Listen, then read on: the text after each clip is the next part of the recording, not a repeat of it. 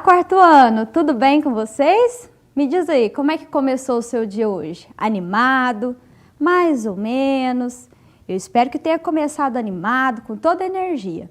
Eu sempre tento buscar começar meus dias assim, com animação, com alegria, fazer meu dia ser produtivo, criativo, alegre. Isso ajuda tudo a ficar mais fácil. É uma dica. Que tal fazer isso um exercício diário? Bom, pessoal, essa semana nós vamos trabalhar um tema que é uma pergunta, que diz assim: como tudo começou? E nós vamos também refletir sobre os saberes científicos que foram construídos ao longo da história. Falaremos um pouco sobre a comunicação oral, sobre a pronúncia das palavras, aprenderemos sobre os pronomes e concordância verbal. Teremos também algumas dicas de pesquisa, recordaremos os números romanos que nós trabalhamos, aprenderemos as relações inversas entre adição e subtração, curiosidades quanto à multiplicação, que nós também já usamos nas nossas aulas, e a nossa aula está muito recheada. Vamos começar?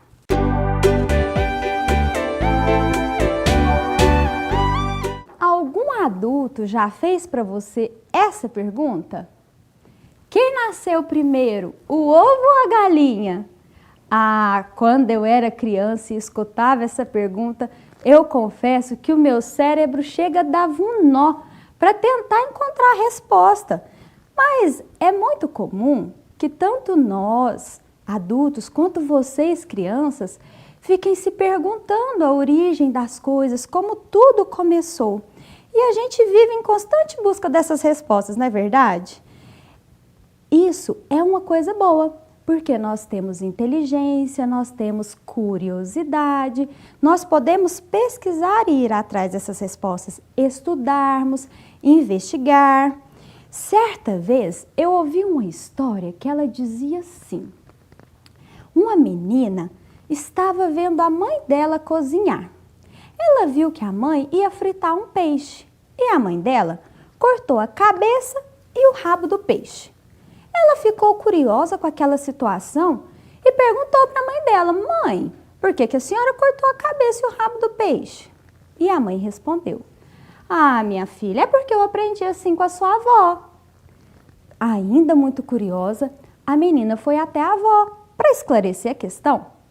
Vó, por que a senhora fritava o peixe cortando a cabeça e o rabo? E a avó respondeu: ah, minha netinha, é que eu aprendi assim com a sua bisavó. Ainda sem a resposta, ela foi até a bisavó dela e perguntou: Bisa, por que é que a senhora fritava o peixe cortando a cabeça e o rabo? E a bisavó respondeu: ah, minha netinha, é que quando eu ia fritar o peixe, a panela era pequena, não cabia o peixe inteiro, então eu cortava o rabo e a cabeça. Vejam só, isso foi passado de geração a geração. Uma ia repetindo o comportamento da outra, a filha repetindo o comportamento da mãe. E elas nunca pararam para pensar, mas a menina, muito curiosa, ficou intrigada com aquela situação. Bom, essa história que eu acabei de contar para vocês faz parte dos contos de tradição oral. Muitos contos de tradição oral, a gente não sabe explicar quando eles surgiram. Essa história que eu contei para vocês, eu não sei dizer quando ela surgiu, mas elas vão sendo passadas de geração a geração. O pai conta para o filho, depois conta para o neto, e assim as histórias vão passando. E elas acabam nos ensinando algo. Essa história, por exemplo, que eu acabei de contar, ela nos ensina que a gente precisa pensar um pouco sobre os nossos hábitos, né? Por que a gente repete certas ações? Para a gente procurar saber a origem das coisas. Os povos indígenas e africanos, eles também têm essa tradição de contos orais. Olha aqui, nós temos um livro de contos indígenas brasileiros, de um escritor muito famoso indígena, Daniel Munduruku. E aqui, Contos Africanos, escrito por Ernesto Rodrigues Abad.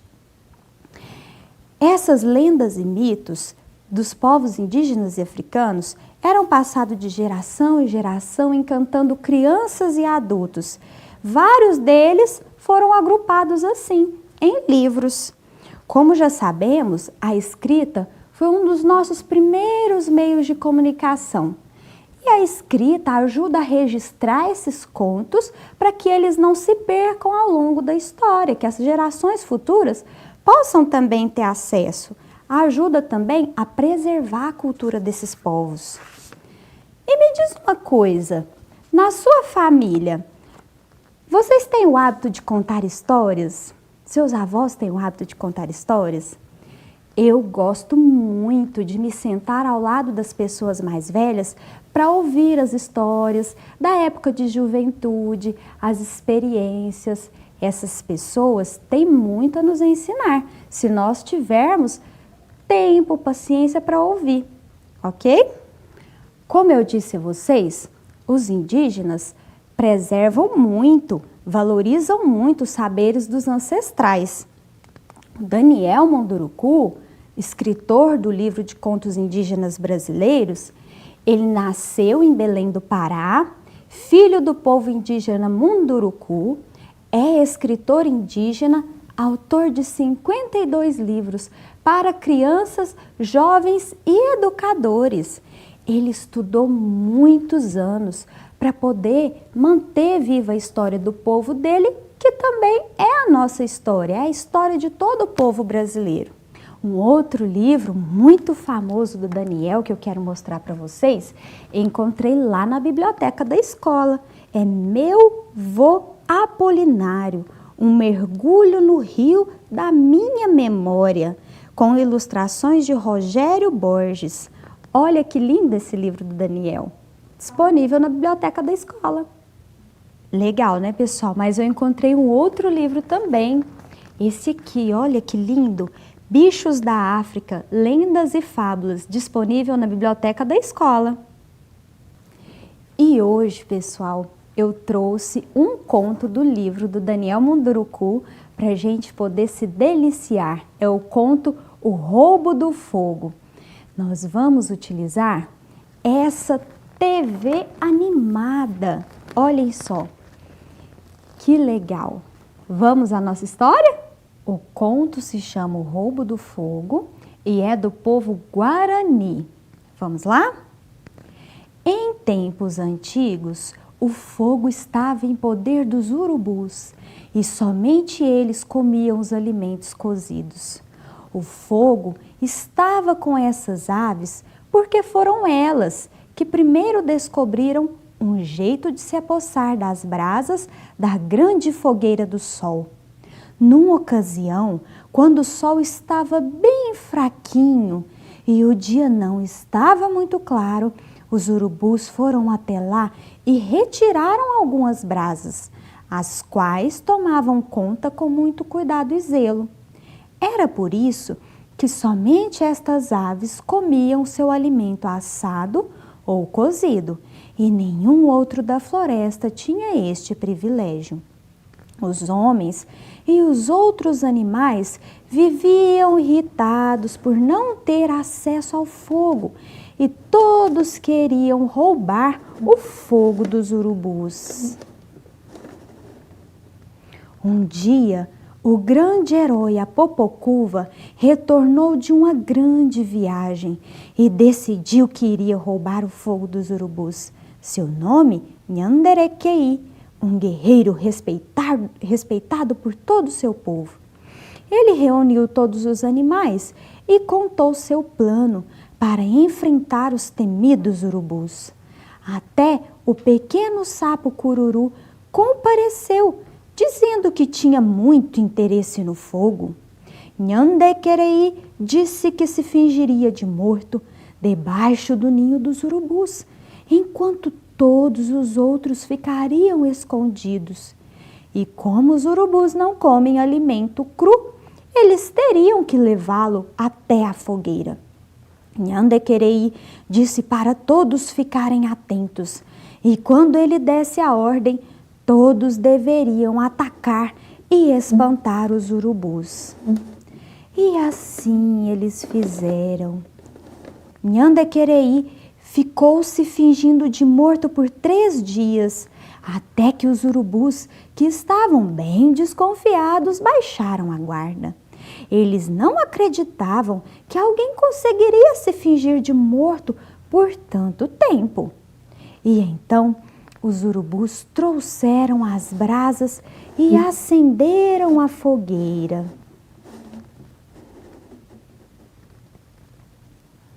O chefe urubu ordenou que trouxessem a comida para ser assada.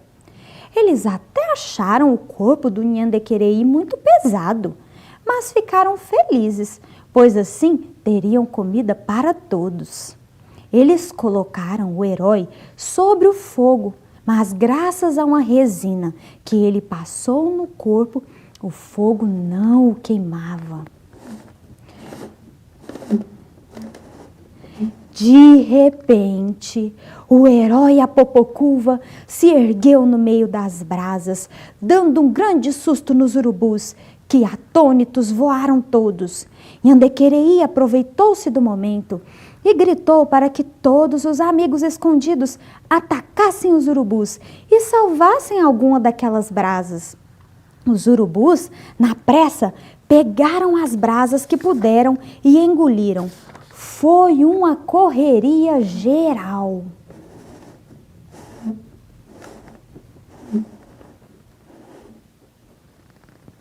Acontece que no meio da correria, quase todas as brasas se apagaram por terem sido pisoteadas.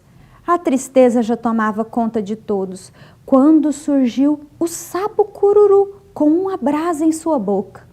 Rapidamente, Nhandequereí pegou a brasa e começou a soprar bem devagar, com todo cuidado. A fumaça incomodou os animais, que desistiram e não quiseram mais o fogo. O cheiro que sai do fogo incomodou as aves, que também desistiram do fogo. Nhandequereí soprou ainda mais forte. E, finalmente, as chamas apareceram no meio da palha e do carvão, que sustentaram o fogo aceso para sempre.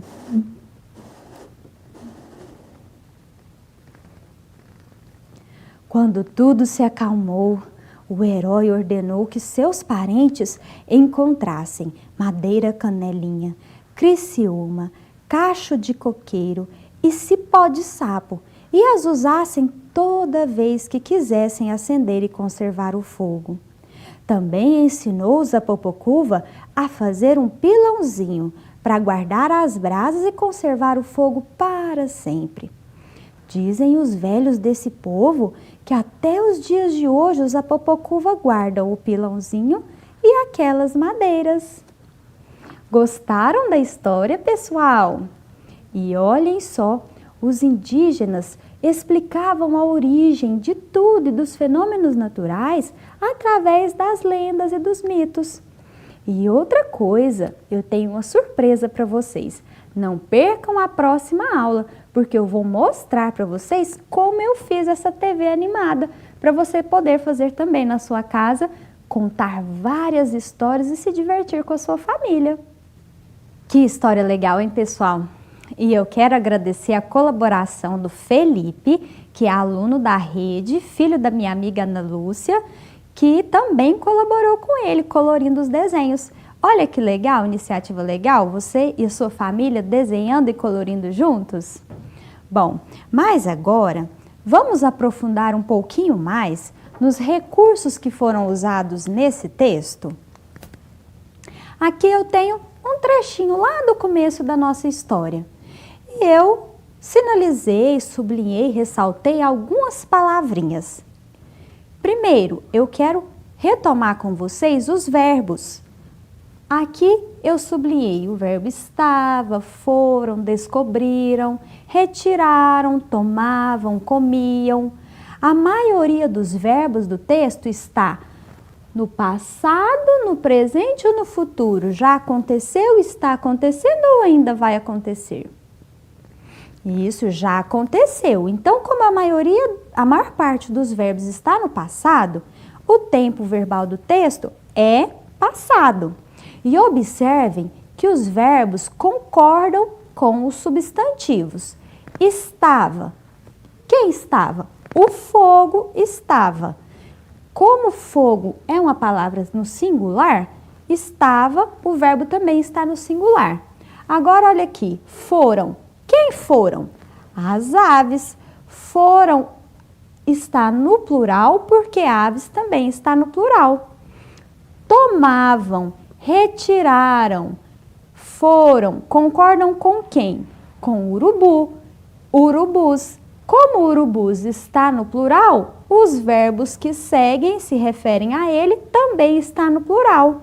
E nenhum outro da floresta tinha, nenhum outro tinha, singular. Porque a palavra que ele se refere também está no singular, nenhum outro tinha. Então, quando a gente usa os verbos na escrita, a gente precisa pensar a quem ele está se relacionando. Marina comeu uma banana. Comeu, está no singular porque a gente tem só uma pessoa. Marina e Ana comeram bananas. Marina e Ana. Agora eu já tenho duas pessoas, então não é mais comeu, é comeram. Tudo bem?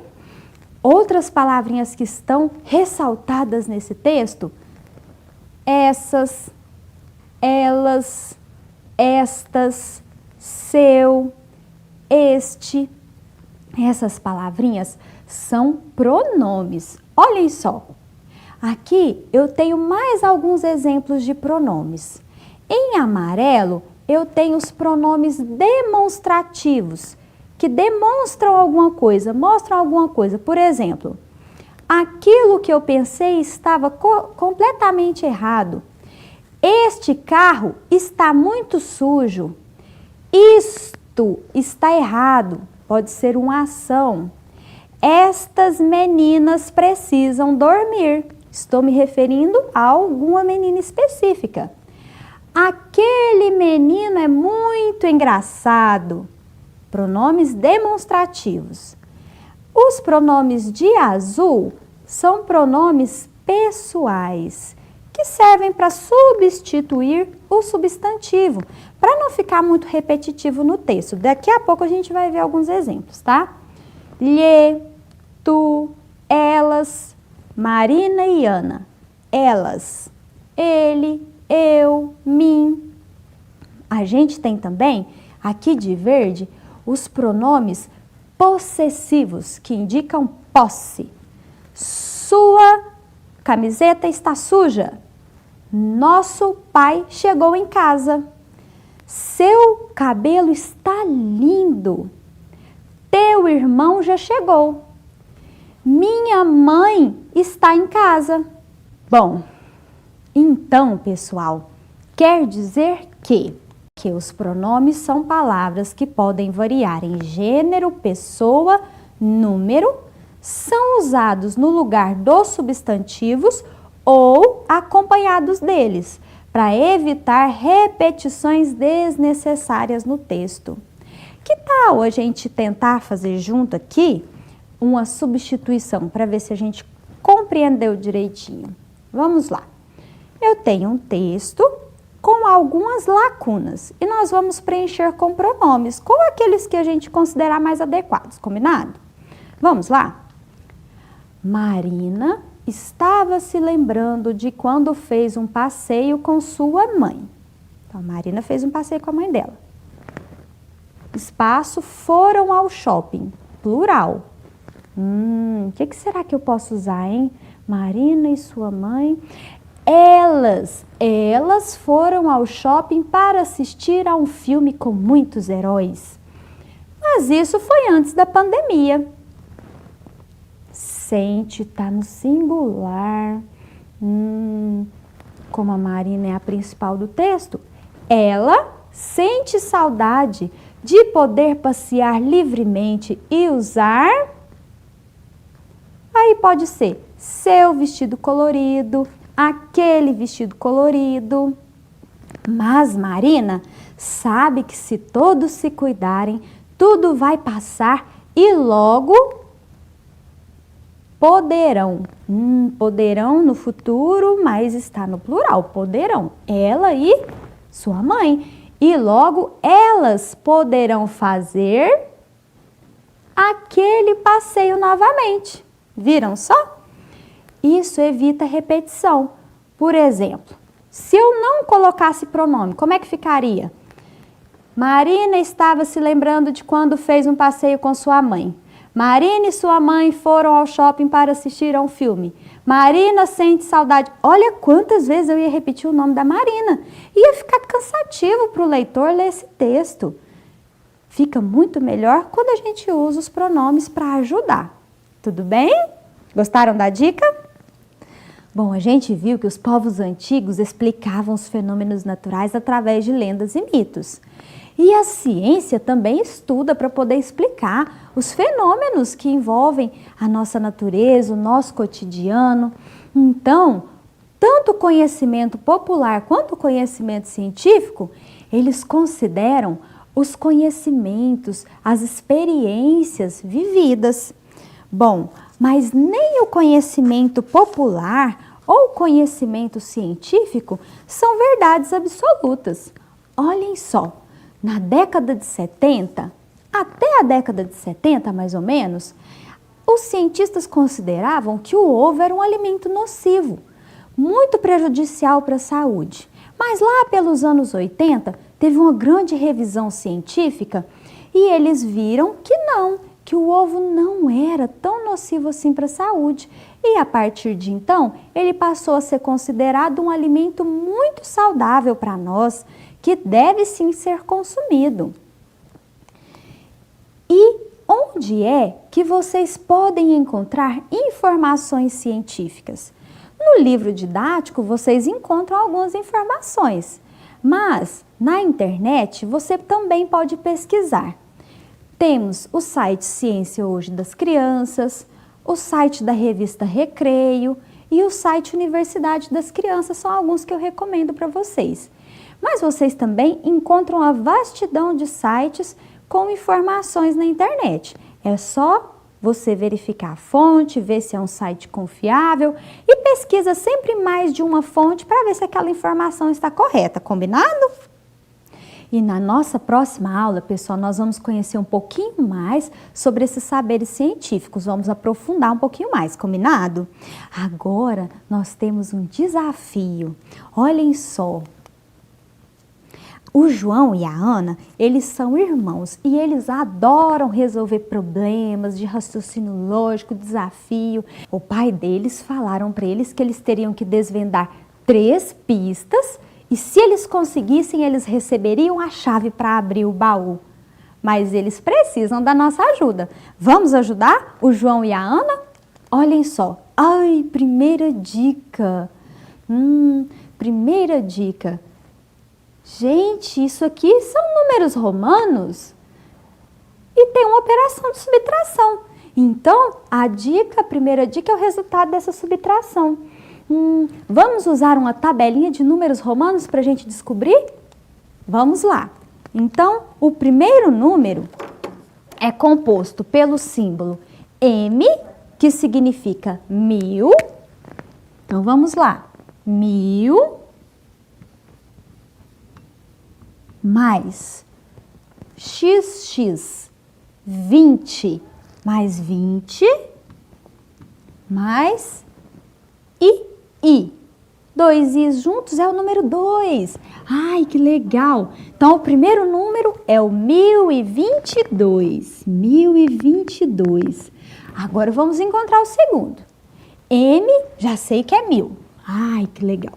1000 mais X e X. X e X é o número 10 mais o número 9. Uau, essa tabelinha facilitou a nossa vida, hein?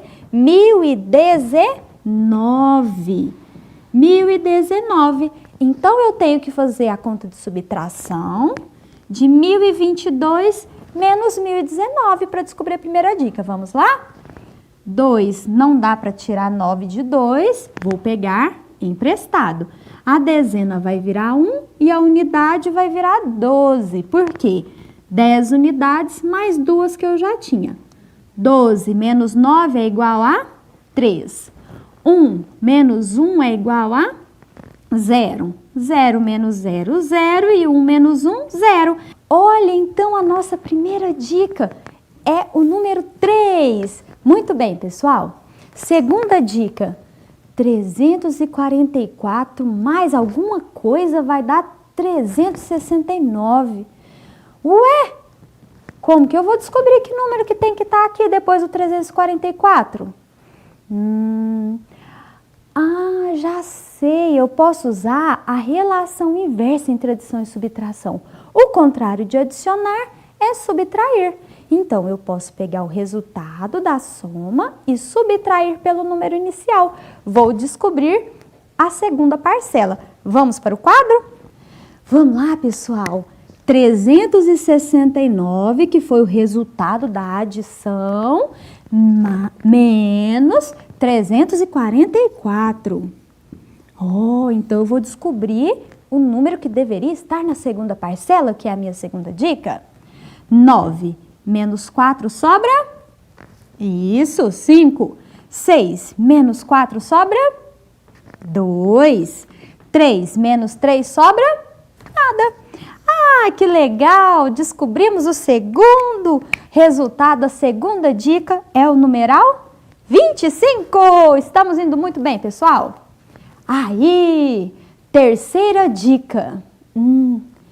É um múltiplo de 6 maior que 45 e menor que 50? Mas que raio de múltiplo é isso? Vocês sabem? Bom, vamos na tabuada para eu mostrar? Então, os múltiplos são o resultado da multiplicação por um determinado número. Por exemplo, quais são os múltiplos de 2? São os resultados da multiplicação por 2. Olhem só. Uau! E aí, isso continua infinitamente, os números não são infinitos. E observem que é uma sequência recursiva, porque ela aumenta de 2 em 2. 2, 4, 6, 8, 10, 12, 14, 16, 18. Então, são os resultados da multiplicação por 2. Se eu quero o múltiplo de 6, eu tenho que olhar na tabuada do 6. Vamos descobrir esse segredo? Vamos lá. Vamos encontrar esse múltiplo que está escondido. A nossa dica falou que é um múltiplo de 6. Aqui eu tenho os múltiplos de 6. Até o 54. É maior que 45 e menor que 50. Qual deles é maior que 45 e menor que 50? É o 48. Então, essa é a resposta da terceira dica. Olhem só. Olha, então, pessoal, o 48 é a resposta da nossa terceira dica. Muito bom! Parabéns para nós! Mas me diz uma coisa, como é que eu vou saber, então, quando um número bem maior é múltiplo de um determinado número? Porque até aqui eu só tenho a tabuada até o 9. Eu vou dar uma dica para vocês. Nós podemos usar a operação inversa da multiplicação, que é a divisão. Olhem só. Por exemplo, eu quero saber se o 78 é múltiplo de 6. Ele não está na tabuada do 6. Então, eu vou fazer divisão. 78 dividido por 6. Porque a divisão é a relação inversa. 78 só vai ser múltiplo do 6 se a minha divisão for exata. Lembra que eu falei para vocês a divisão exata e inexata? Então, no resto tem que sobrar um 0. Vamos a essa divisão? Eu tenho unidade e dezena, então vou colocar aqui no meu quociente, no meu resultado, também a unidade e a dezena. Começo a resolver da esquerda para a direita. O último algarismo à esquerda, então é a ordem da dezena. Então, eu começo pelo algarismo 7, vamos lá? Que número eu vou multiplicar por 6 que o resultado vai chegar perto do 7? 6 vezes 0, 0. 6 vezes 1, 6. 6 vezes 2, 12. E passou, não pode ser o 2, tem que ser o 1. Uma vez o numeral 6, o resultado vai ser 6. Lembra que a gente tem que fazer uma subtração aqui? Não esqueceram não, né? Muito bem. 6, 7, tira 6, sobra 1. Terminei? Não, ainda falta resolver a unidade. Então, uma dezena mais 8 unidades, 18. Que número eu multiplico por 6 que o resultado vai chegar aqui, ó, pertinho do 18? 6 vezes 1, 6. 6 vezes 2, 12. 6 vezes 3, 18. Ah, é o 3. 3 vezes 6 é igual a 18. E 18 e 8 menos 8, 0. 1 menos 1, 0. Oba, divisão exata. Quer dizer o quê? Que o 78 é múltiplo de 6. E qual número eu multipliquei por 6 para chegar no 78? O 13. Viram só?